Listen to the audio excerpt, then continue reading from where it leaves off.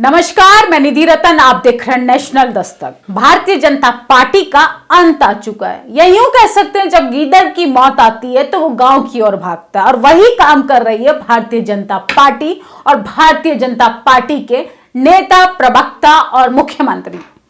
वो दलित हितैषी बने हुए हैं, दलितों के यहाँ लगातार इस तरीके से भाव उल्लास के साथ भोजन करने को मजबूर हो गए हैं कि जैसे वो दलित हितैषी हों, उनके लिए हक अधिकारों के लिए वो प्रयास करते हो। मुख्यमंत्री दलित परिवार के साथ खाना तो खाएंगे, लेकिन दलित परिवारों के हक अधिकारों के लिए बात नहीं करेंगे। रवि किशन हक दलितों के आरक्षण पे नहीं बोलेंगे, लेकिन दलितों के यहां खाना खाएंगे। शर्म आती है ऐसे पार्टी के लोगों पर कि जो एक विचारधारा को और ऐसी कट्टरपंथी को बढ़ावा देते हैं जो इंसान को इंसान से दूर करता हो, जिनके अंदर इंसानियत मर चुकी हो, जो गरीबी का मजाक उड़ाते हो, जो लाचार बेबस लोगों की स्थिति का मजाक उड़ाते हो। आपने एक फोटो देखी है, इसमें अमित शाह, कभी रवि किशन, कभी योगी आदित्यनाथ और यहां तक कि भारतीय जनता पार्टी के prime minister. Bharatiya Janata party के किसी भी व्यक्ति ने कोई कसर नहीं छोड़ी दलितों का मजाक बनाने पे। वो दलितों के साथ खाना खाते हैं, फोटो खिंचाते हैं और सोशल मीडिया पे वायरल करते हैं, मीडिया में चलाते हैं और न्यूज चैनल्स पे चलाते हैं और उनकी गरीबी का, उनके हालातों का, उनका मजाक उड़ाते हैं। अब एक सवाल खड़ा होता है भारतीय जनता पार्टी के लोगों से कि आपने रोटी का संबंध तो दलित के घर बना लिया, बेटी का संबंध कब बना रहे हैं? आप किसी नीची जाति की कन्या अपने कुल में ले सकते हैं, लेकिन अपने कुल की कन्या आप किसी एसटी एससी माइनॉरिटी के घर में क्यों नहीं करते? आखिर भाई खाना खा सकते हो, पानी पी सकते हो, तो लड़कियों की शादी क्यों नहीं कर सकते हो? तो इसलिए राजनीति का ढोंग करना बंद कीजिए।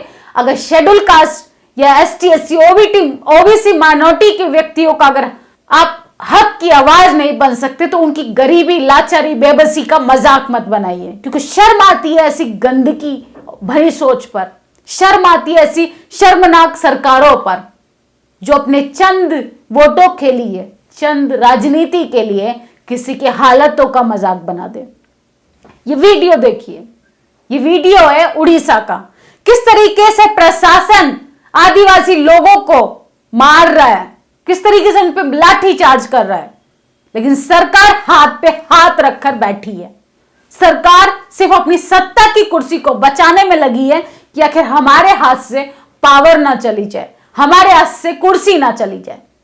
आदिवासी लोगों की जमीन हड़प कर कुछ पूंजीपति लोगों को दे दी जाएगी और वहां पर पूंजीपति और अंबानी अडानी जैसे लोग बड़ा बड़ा एम्पायर, बड़ी बड़ी बिल्डिंगें, बड़े बड़े स्टोर, बड़े बड़े होटल्स खड़े करेंगे। यही आदिवासी लोग अगर अपनी जमीन बचाने के लिए आवाज उठाते हैं तो उनको नक्सलवादी कर दिया जाता है, उनको आतंकवादी घोषित कर दिया जाता है, उनको देशद्रोही घोषित कर दिया जाता है।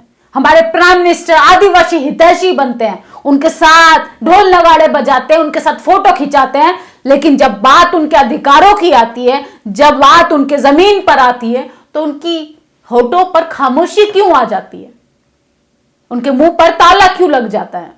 तो इसलिए जनता को सोचना चाहिए, आदिवासी भाइयों को सोचना चाहिए, दलित भाइयों को सोचना चाहिए और पूरे समाज को, एसटी माइनॉरिटी समाज को सोचना चाहिए, मुस्लिम समाज को सोचना चाहिए कि इस देश को एक अच्छी सरकार चाहिए। इस देश को ऐसी सरकार चाहिए जो लोकतंत्र पर विश्वास रखती हो, जो समानता पर विश्वास रखती हो, जो इक्वलिटी का भाव देती हो। ये सरकार तो सिर्फ सत्ता की भोगी है, इस इंसान की जान से कोई मतलब नहीं है। लॉकडाउन कर दिया सिर्फ आम जनता के लिए, कोरोना वायरस से आम जनता के लिए।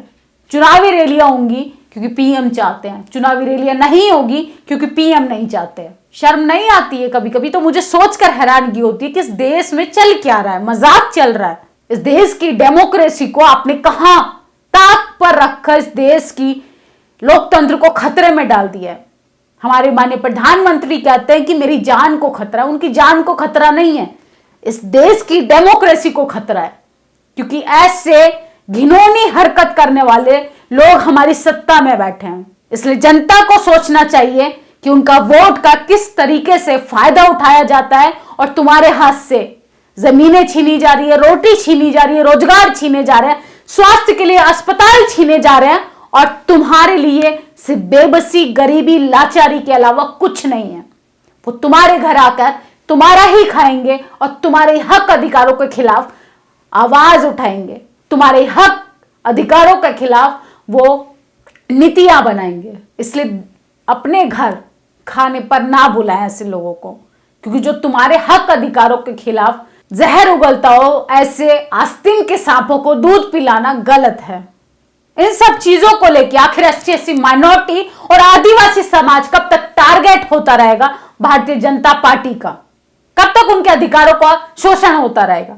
इन सब चीजों को लेके आप लोगों की क्या प्रतिक्रिया है? क्या भारतीय जनता पार्टी इस बार सत्ता में आनी चाहिए और नहीं आनी चाहिए? तो आप किस तरीके से प्रयास करेंगे उसको सत्ता से हटाने का? आप लोग मुझे कमेंट बॉक्स में जरूर बताएं। धन्यवाद। नेशनल दस्तक की आपसे गुजारिश है कि अगर इसको बचाना चाहते हैं तो नेशनल दस्तक को सब्सक्राइब करने के लिए रेड कलर के सब्सक्राइब बटन को दबाएं, फिर बेल आइकन की घंटी दबाएं।